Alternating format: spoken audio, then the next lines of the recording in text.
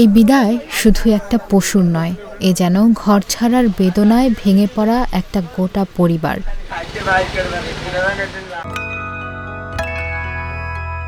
বরিশালের কালীবাজারের সালাম ব্যাপারীর গোয়ালঘর আজ শূন্য।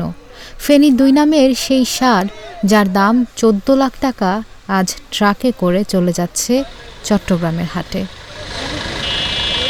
একটা মাস ধরে অপেক্ষা করেও বরিশালে পেল না সে যোগ্য ক্রেতা। ১ লাখ টাকা ছাড় দিয়েও বিক্রি হলো না। শেষমেশ সেই গোয়ালঘরের প্রিয় ফেনী ২কে নিতে হলো দূরের পথে।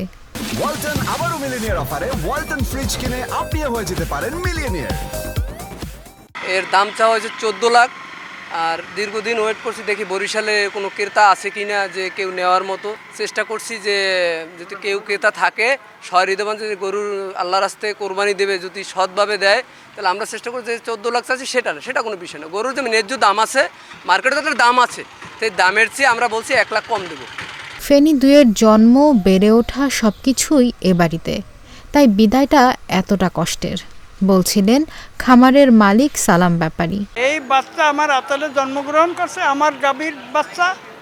আমি এটাই ৩ বছর বয়স হয়েছে। ৩ বছরের যত্ন আর মায়ায় বড় করা ফেনী ঘর ছেড়েছে।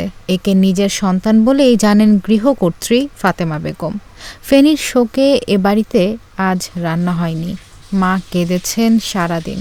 আমি ঘরে থাকতে পারি না, আমার ফণির আমি দিয়ে আমি কীভাবে থাকবো।